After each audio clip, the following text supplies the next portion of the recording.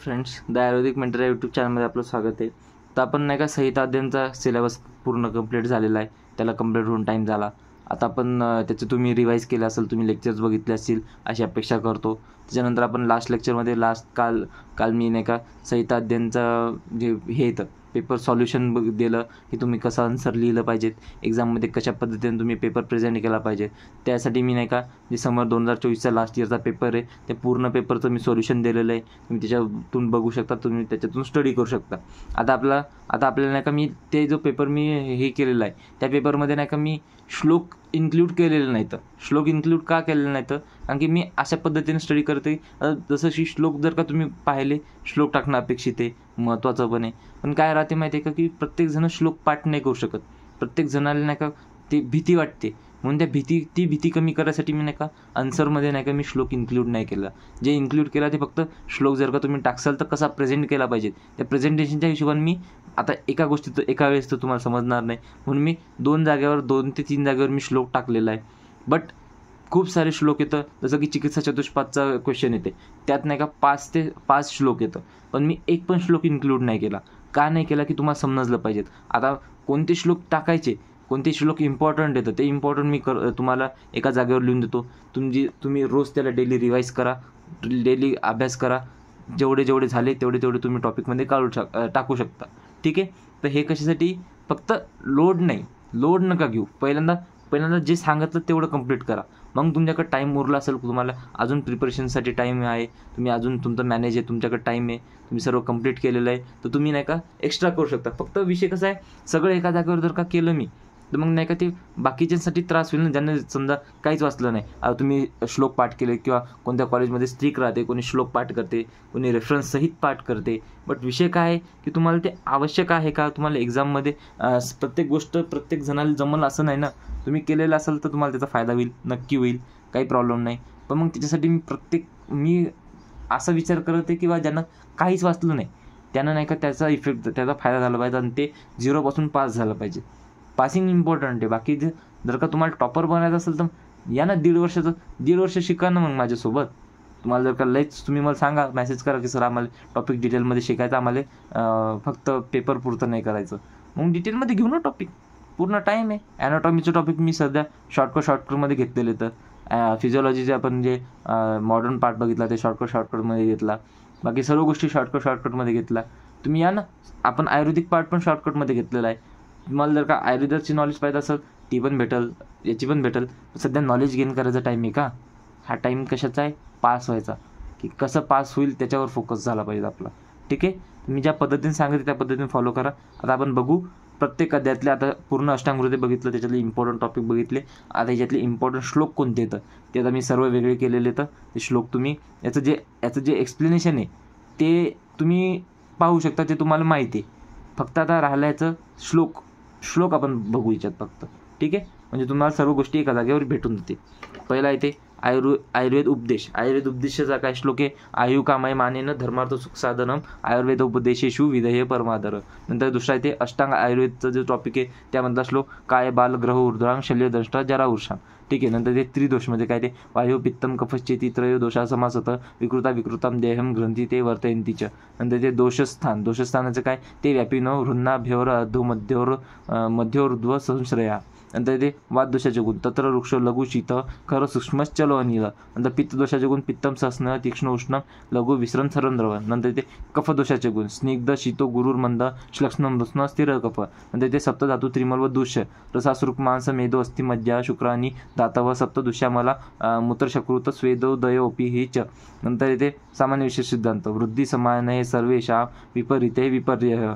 हा कशाचा आहे, हा अष्टांगहृदयाचा श्लोक आहे. ठीक आहे. नंतर एक सर्वदा सर्व भावनांचा पण श्लोक आहे, तुम्ही करू शकता. इम्पॉर्टंट आहे. एलईक्यूचे तुम्ही जे एलईक्यूचे टॉपिक आहे त्यातले तुम्ही श्लोक पहिल्यांदा पाठ करण्याला चालू करा. ठीक आहे. म्हणजे तुमचं अजून प्रेझेंटेशन वाढेल, अजून तुमचे मार्क्स वाढण्यात हेल्प होईल. नंतर ते संसर्ग सन्निपातश्च तद द्वित्रिक्षय कोपतः. ठीक आहे. याचं एक्सप्लेनेशन नोट्समध्ये सापडून जाईल तुम्हाला. इथं एक्सप्लेनेशन नाही देत अपेक्षित माझ्याकडून. ठीक आहे. आणि फक्त तुम्हाला इम्पॉर्टंट क्वेश्चन सांगते, इम्पॉर्टंट श्लोक सांगते काय आहे काय नाही.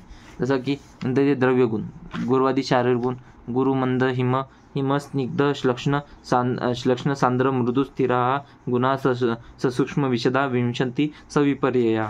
ठीक आहे. नंतर इथे चिकित्सा चतुष्पादचे श्लोक. भिषक द्रव्यानुपस्थाता रोगी पादचतुष्टयम चिकित्सितस्य निर्दिष्ट प्रत्येकतच दुर्गुणम. नंतर इथे भिषक गुण. दक्ष स्थिरतात्त शास्त्रार्थो दुष्टकर्मा शुचिर्भिषक. नंतर औषधाचे गुण काय? बहुकल्पम बहुगुणम संपन्नम योग्य औषधम. नंतर परिचारक गुण. अनुरक्त सुचिर दक्ष बुद्धिमान परिचारक. रोगाचे गुण. आढयो रोगी भिषक वश्यो ज्ञापक सत्ववान अपिही. नंतर इथे साध्य आणि असाध्य रोग प्रकार. सुसाध्य कृचसाध्यश्च याप्य अश्चानुप्रगम. नंतर अष्टांग हृदयामध्ये हे मी थोडंसं इम्पॉर्टंट हे दिलेलं आहे की 6 स्थाने असतात, 120 अध्याय. सूत्रस्थानात किती, शायरस्थानात, निदान स्थान, कोणते अध्याय येतं. आणि हे काय? वैद्यपती सिंहगुप्त हे वाघभटाचे पुत्र येतं. ठीक आहे. वाघभट यांचे पुत्र येतं. नंतर दिनचर्या अध्यायामध्ये काय? व्यायाम विधी. लागहम कर्मसामर्थ्यम दीप्तो अग्निमेर्दसह अक्षय विभक्त घनगात्रत्वम व्यायामदुपजायते. हा श्लोक तुम्ही व्यायाम विधीमध्ये टाकू शकता. तर स्नान विधी. दीपनम वृष्यमायुष्यम स्नानमूर्जा बलप्रदम कंडुमलश्रम स्वेद तंद्रा त्रुटदाह पापमजित. ठीक आहे. नंतर दशविध पापकर्म म्हणजे काय? हिंसास्तेय ते अन्यथा कामम पैशून्य परुषानृते संभिन्नालापम व्यापादम भिद्या द्रुविपर्ययम पापम कर्मेती दशदा कायवांग सैस्तेजत. ठीक आहे. आता श्लोक आहे, इम्पॉर्टंट आहे. तुम्ही रीड करून लिहू पाठ करा. प्रोनाऊन्स जरी करताना ट्राय करा, फक्त प्रोनाऊन्स करून नाही करायचं, म्हणजे तुम्हाला विसर्ग वगैरे समजत. ठीक आहे. एका याच्यात येणार नाही. नंतर इथे रोगानुत्पादनी अध्याय. जसं की धारणे वेगान्न धारणे द्वात विन्मूत्र क्षवतु त्रुट क्षुधाम निद्रा कासश्रम श्वास जुंबा ज्या अश्रुच्छर्ती रेतसाम. ठीक आहे. नंतर धारण्य वेगाचा हे शरकचा श्लोक आहे. इस्मातून धारयेद्वेगान हितार्थी प्रेत्यचहचे साहसाम नाम शस्तानाम वाक्काय कर्मनाम. नंतर माताशिती अध्यायामध्ये अलसक व्याख्या. प्रयती नोर्ध्वम नादस्ता दाहते न च पच्यते आमाशये अलसीभूतस्तेद स्वअलसक स्मृत. ठीक आहे. हे तुम्हाला मी नोट्समध्ये पण इन्क्लूड केलेलं आहे अलसकमध्ये, आणि इथं पण मी सांगत आहे. नंतर ते विसूचिका वगैरे करू शकता ना. पण अजीर्ण प्रकार आणि अनुपान हे तुम्ही वाचू शकता. हे इतके इम्पॉर्टंट नाही, पण अलसक वगैरे थोडं महत्त्वाचं आहे. ते तुम्ही श्लोक पाठ करू शकता. ठीक आहे. नंतर ते द्रव्यादी विज्ञान अध्याय. रस अनुरस हा श्लोक करायचा नाही. तुम्ही करायचा पार्थिव द्रव्य. नंतर आप्य द्रव्य, आग्नेय द्रव्य, वायवीय द्रव्य, आकाशीय द्रव्य. नंतर हा करायचा नाही. नंतर हा विपाकमध्ये फक्त हा श्लोक एवढाच करायचा. रसानाम परिणाम अंत्य सविपाक इति स्मृत. विपाकाचा श्लोक फक्त एवढा करायचा. तर प्रभावामध्ये फक्त एवढाच करायचा. रसादी साम्य यत कर्म विशिष्टम तत् प्रभावजनम. ठीक आहे. फक्त एवढाच श्लोक पाठ करायचा. ठीक आहे. नंतर इथे नेक्स्ट टॉपिक येते रसभेदी अध्याय. नंतर रसभेदी अध्यायामध्ये सर्व रसाचे श्लोक तुम्हाला पाठ करणं अपेक्षित आहे. मधुर रसमध्ये फक्त इथून इथपर्यंत करायचं. ठीक आहे. मार्क केलेलं आहे. नंतर अम्ल रसमध्ये इथून इथपर्यंत. ठीक आहे. लवण रसमध्ये इथून इथपर्यंत. तिक्त रसमध्ये इथून इथपर्यंत. ठीक आहे. हे सोडून द्यायचं. ठीक आहे. कटू रसमध्ये इथपासून इथपर्यंत. हे जे ब्रॅकेट केलेले श्लोकमध्ये काय इम्पॉर्टंट आहे, कोणता श्लोकमध्ये पण काय करायचं ते मी सांगितलेलं आहे. ठीक आहे. नंतर इथे कषाय रसमध्ये काय आहे ते बघितलं. नंतर दोषादी विज्ञानी अध्याय हे तुम्ही वाचू शकता. तर मी वापस नाही वाचू शकत, वापस नाही सांगू शकत. परत हे तुम्हाला प्रोव्हाइडेड आहेच ना, मी तुम्हाला सांगितलं की कसं काय आहे इम्पॉर्टंट. पण बाकी आता तुम्ही हे रीड करू शकता. हे तुमचे काम आहे, हे माझे काम नाही. मी फक्त तुम्हाला प्रोव्हाइड करू शकतो, मी तुम्हाला गाईड करू शकतो. बाकी तुम्हाला करणं तर तुम्हालाच आहे. ज्या गोष्टी मी शिकवायच्या गोष्टी तर प्रॅक्टिस करायच्या गोष्टी तर ते मी करत आहे, तिच्यावर मी टाईम देतो आहे.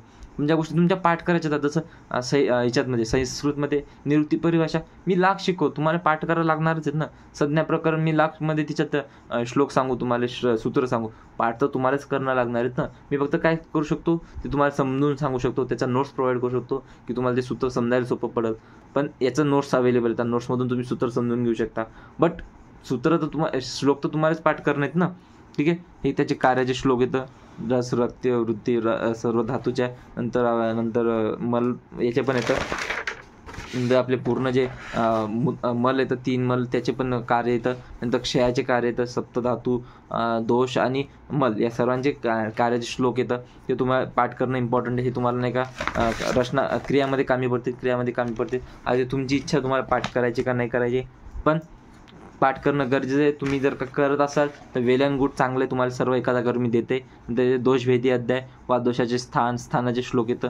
स्थानाचे श्लोक तुम्हाला इम्पॉर्टंट इथं करायचे असते तर करू शकता. हे सर्व इम्पॉर्टंट श्लोक येतं की एवढ्या याच्यामध्ये इम्पॉर्टंट कोणते येतं हे पण तुम्ही करू शकता.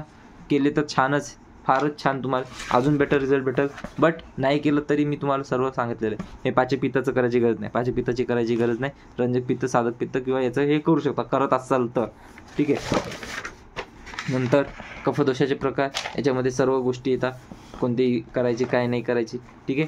नंतर येते दीर्घजीवित अध्याय. नंतर येते, हे झाले अष्टांग हृदयाचे. नंतर हे दीर्घजीवित अध्याय, त्यात त्रिसूत्र, आयुर्वेद परिभाषा, लक्षण, आयुलक्षण, व पर्याय, सामान्य विषय सिद्धांत. सामान्य विषय सिद्धांत हे बघा, सर्वदा सर्व भावानां सामान्य वृद्धी कारणम रासहेतुर्विशेषश्च प्रवृत्तिरुभयस्यतु, ठीक आहे. हा श्लोक तिथं आपण हे बघितला, सामान्य विषयाचा एकच लाईनचा श्लोक बघितला, हा इम्पॉर्टंट आहे. तर सामान्यत्व विशेषस्तु पृथक तुल्यार्थता ही सामान्य विशेषस्तु विपर्य, म्हणजे 2 श्लोक आहेत. तुम्हाला जे आवडतं तो तुम्ही करू शकता. नंतर त्रिदंडाचा कार्यकारण द्रव्य, समवाय लक्षण परिभाषा, समवायाभावावर पण क्वेश्चन विचारते.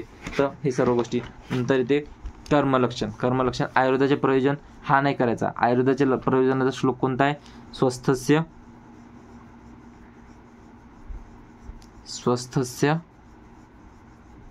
स्वास्थ्य रक्षणम आतुरस्य विकार प्रशमनम च, हा श्लोक पाठ करायचा, ठीक आहे. हा महत्त्वाचा श्लोक आहे, हा पाठ करायचा आयुर्वेदाच्या प्रयोजनाचा, ठीक आहे. हा नाही करायला तर हा नाही करायचा, हा एवढा इम्पॉर्टंट नाही पण हा इम्पॉर्टंट आहे, ठीक आहे. नंतर खुराक चतुष्पादी अध्यायामध्ये रोग आणि आरोग्याचं हा श्लोक करू शकता. बाकी सर्व इम्पॉर्टंट श्लोक मी टाकलेले तर याच पद्धतीनं मी तुम्हाला नेक्स्ट लेक्चरमध्ये हे बघा तुम्ही बघू शकता. पदार्थाचे पण इम्पॉर्टंट श्लोक मी काढलेले तर ते इतकं काही महत्त्वाचं नाही. तुम्ही ते सिलेबसनुसार करू शकता, म्हणून नाही का मी असं लोड दिला नाही. श्लोक म्हणून हे करू शकत नाही, पण तुम्ही जर का संहिताचे केले तर संहितामध्ये तुमचं भरपूर टॉपिक कव्हर होऊन जाते पदार्थाचे. परत त्याचे श्लोक वाढून फायदा नाही. तुम्ही संहिताचे श्लोक तुम्ही रीड करा.